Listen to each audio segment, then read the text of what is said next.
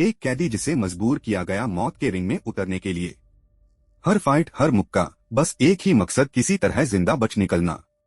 लेकिन जो जापानी फौज नहीं जानती थी वो ये कि इस कमजोर से दिखने वाले पायलट के अंदर बरसों की खामोश ट्रेनिंग छुपी है।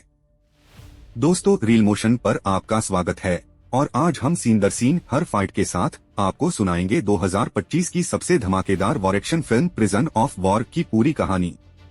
वीडियो को आखिर तक जरूर देखिएगा क्योंकि आखिरी ट्विस्ट आपको हैरान कर देगा। कहानी शुरू होती है साल 1950 में। जेम्स राइट नाम का एक शख्स जबरदस्ती एक जापानी डोजो इतो डोजो में घुसता है और वहां के नए सेंसेई शुनसुके इतो से टकराता है। राइट गुस्से में पूछता है कि उसके बाप बेंजिरो इतो का क्या हुआ। यही पहला बड़ा फाइट सीन आता है। राइट अकेला डोजो के 8 स्टूडेंट्स से भिड़ जाता है, एक बनाम 8 फाइट और शानदार मार्शल आर्ट्स के दम पर सबको हरा देता है। यह सीन फिल्म का सबसे तारीफ किया गया एक्शन सीन है। इस टकराव के बीच कहानी फ्लैशबैक में चली जाती है। साल 1942, दूसरी विश्व जंग, फिलीपींस में बटान की जंग। James right, British royal air force का विंग कमांडर, अपने प्लेन के साथ आसमान में लड़ते हुए मार गिराया जाता है और फिलीपींस के एक द्वीप पर गिर जाता है। राइट को जल्द ही जापानी फौज पकड़ लेती है। यहां से उसे एक बेहद सख्त युद्धबंदी शिविर पाओ कैंप में भेज दिया जाता है। कैंप का इंचार्ज लेफ्टिनेंट कर्नल बेंजिरो इतो है, जो बेहद सख्त लेकिन अजीब तरह से इज्जत वाला किरदार भी है।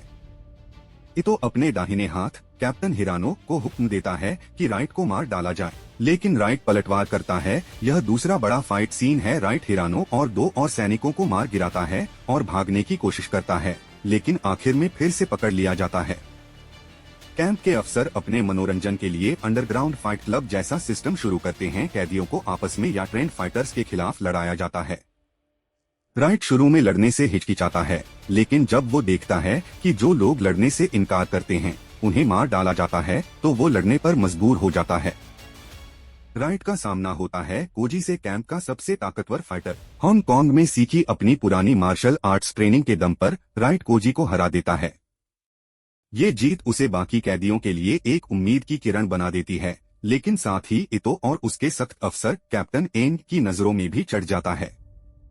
जैसे जैसे राइट जीतता जाता है, इतो और उसके लोग उसे बार बार नए खतरनाक फाइटर्स के सामने उतारते हैं, इस उम्मीद में कि कभी न कभी वो हार जाएगा।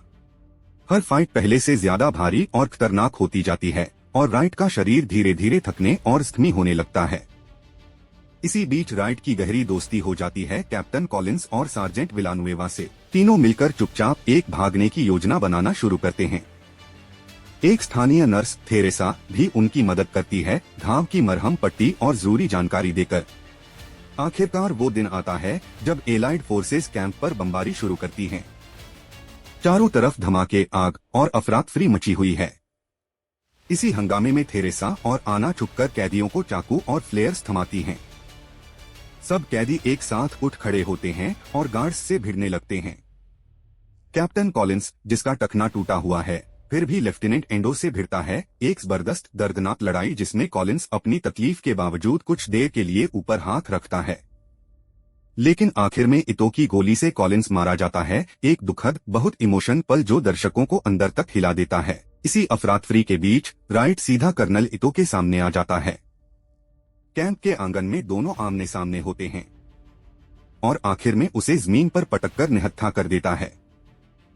राइट उसे मार सकता था, लेकिन ठीक उसी वक्त गैब्रियल उसे खींचता है। एक एलाइड ग्लाइडर कैंप के ऊपर उतरने की कोशिश कर रहा है। दोनों बड़ी मुश्किल से उस जलते हुए नरक से बाहर निकलते हैं और ग्लाइडर उन्हें सुरक्षित उड़ा ले जाता है। अब हम वापस 1950 में आते हैं, जहां फिल्म ने शुरुआत में छोड़ा था। लेकिन अब शुनसुके खुद राइट से एक रिक्वेस्ट करता है। वो देखना चाहता है कि वो मना की गई तकनीक कैसी है जिससे उसके पिता हारे थे। शुनसुके अपने पिता से सीखी हुई चालें इस्तेमाल करता है, तेज सटीक वार।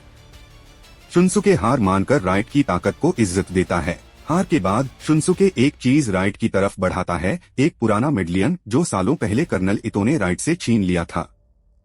अब उसका सफर पूरा हो चुका है। अगर आपको इस फिल्म के फाइट सीन्स और कहानी पसंद आई हो तो वीडियो को लाइक जरूर कीजिए, चैनल सब्सक्राइब कीजिए। मिलते हैं अगली कहानी में।